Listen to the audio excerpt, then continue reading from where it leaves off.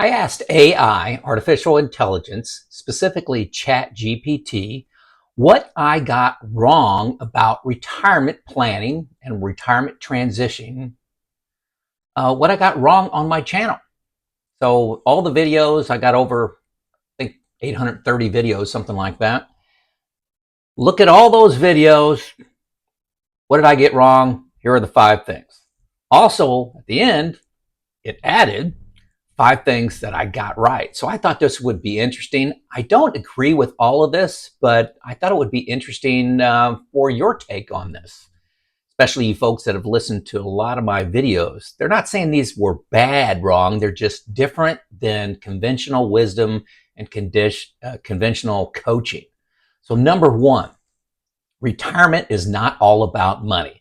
Most financial independence channels, all they talk about is money. Most certified financial planners, all they talk about is money. Money, money, money. And in my view, there's a lot of emotional things, there's a lot of social things that go on. What are you going to do with your time? How are you going to find fulfillment? How are you going to be engaged, inspired? And I talk about that probably on 50% of my videos. So the potential flaw that AI picked out is some viewers may underestimate the real risk of running out of money, over prioritize emotional readiness without financial backup. Whatever. I don't believe that's true. Number 2, maybe I'm in denial. You encourage people to retire sooner. The norm is to delay retirement as long as possible to maximize Social Security and all your savings. It's always going to make sense to work one more year financially. My view, if you're prepared financially and emotionally, pull the trigger. You're going to be fearful. Fight through the fear. Fight through the emotion. You're scared. It's great on the other side. This feels pretty true.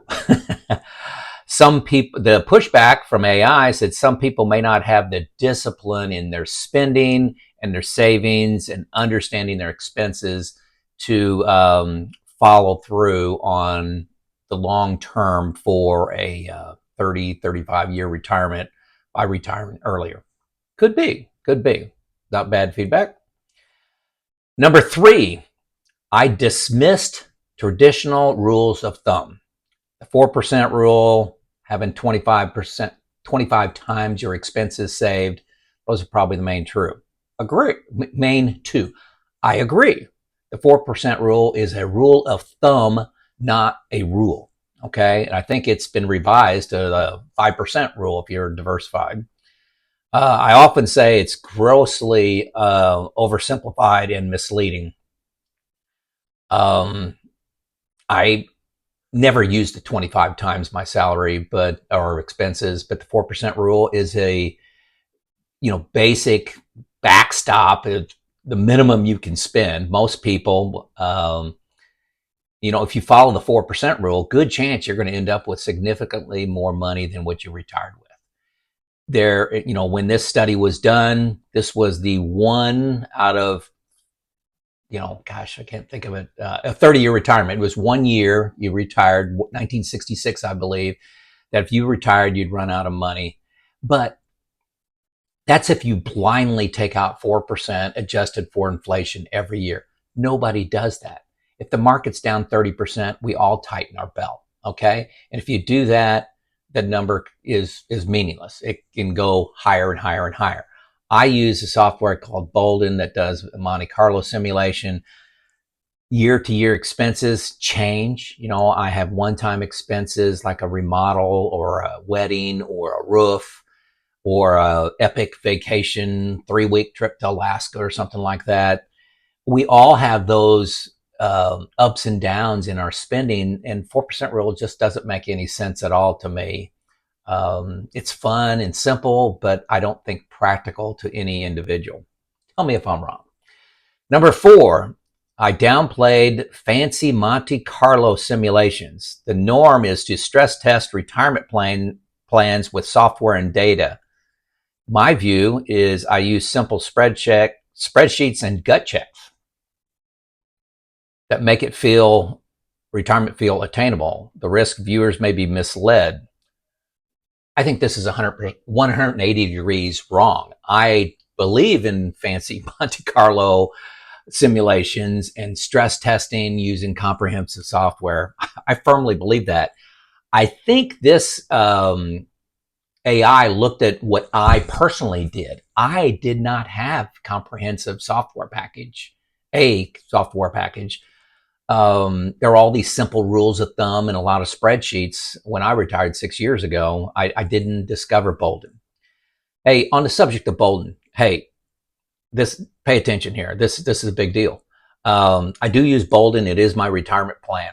On July 14th, they're increasing their yearly subscription from $120 to $144 a year. Okay.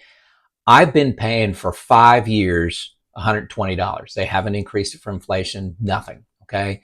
They felt the need to do this, and they're following everybody else. But if you subscribe to Boldin, hit the link below, get free 2 weeks. But if you subscribe before July 14th, you will be locked in, grandfathered in to the $120 rate as long as you maintain a subscription. So that's a year on year savings you'll get. So check that out. If you're on the fence, now's the time to act. Use my link. Hey, number 5, you'll spend less in retirement than you think. Now, this is what AI says I get wrong versus conventional wisdom. I said retirement expenses go down, and I proved it through my journey. That is true. My expenses went down. I was spending about 60% of my pre-retirement income, 60%, and or my take home. I guess let's call it my take home. That makes more sense. About 60% less. I'm not saving anymore. I stopped helping out the kids. Stopped commuting. I focused on, improving the rate that I got for my insurance that needs, like auto and home. Got better rates there. Medical, got a good medical plan, Indiana Farm Bureau. And I was able to just focus on the money that I was hemorrhaging out because I was too busy to look when I was working. So I did spend less, still do. But, and I think most people just flatline expenses, like, hey, they're this much today and they're going to go up, say it's $6,000 a month or your expenses, and it's going to go up with inflation for the next 30 years. That's not how people spend. Look at the data. There's such a thing as go-go spending when you first retire in your 60s, if that's your case, until about 75. And then at 75, you go into a slow go period, spend a little bit less money. And then in your 80s, no go. So, and then at the end of your life, medical expenses can go up, especially with long-term care. So it's called a smile because it's high at the top, or you retire, it kind of goes down and then back up. Okay, so that's been my experience. 6 years into retirement, my expenses have gone down. And another thing, I created a retirement budget. And I am spending 80% of that retirement budget. So the day I retired, say I had a budget of $7,000 a month, I'm spending 80% of that number. That's just how it worked out for me. So I think it's common for people to put their thumb on their scale and put their expenses up a little higher when you're planning for retirement, add 10, 20%, and then take 10, 20% off your returns, add 10, 20% to your, things like inflation. And that you do that and you're going to work more years. Try to be accurate. That's one of the big,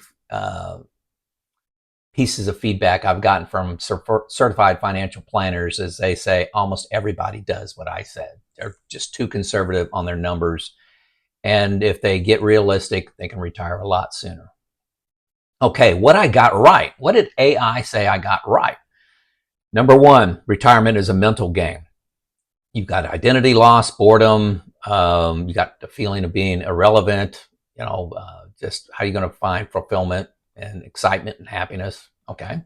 Number 2, the transition from saver to spender is a big deal. It's brutal is what they said. It's barely discussed in most retirement books, and it's huge. It's huge. And that was a big surprise for me, that spending money is harder than saving money. Number 3, you'll be shocked about what you don't miss about work. You'll think you'll appreciate all the accolades and the challenges and the people and the status. And 6 years later, I can say that, I do love people and appreciated the people that I worked with. But how many do I stay in contact with 6 years later? Almost none. Number 4, investing during retirement is not the same game. This is challenging, probably the number 2 challenge for people. Number 1, moving from saver to spender. Number 2 is investing. You're no longer hyper-focused on growth. You got to have safety with growth. I made a lot of videos on that. Safety with growth. You got to protect yourself against sequence of turn risk, down markets, protect yourself from the drama, protect yourself from, investing in the Magnificent 7 stocks and fear of missing out on all that growth. You're not in the growth game. You're in the preservation game. You've won the game. Stop playing. Okay. Number 5, Joe, you make it personal. It's not just tactical. It's not just math of what you need to do. You've described your journey in detail. There's a lot of mental things. There's a lot of financial things, but you use specific examples in your life instead of generalities. You made it personal. Okay, great. So there you go.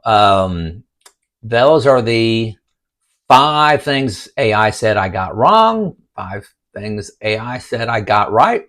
I don't think it's too bad of a list. I think they did miss pretty bad about Monte Carlo simulations and comprehensive software and stress testing. That's actually something I think I do really well. Let me know in the comments if I downplay that too much for you.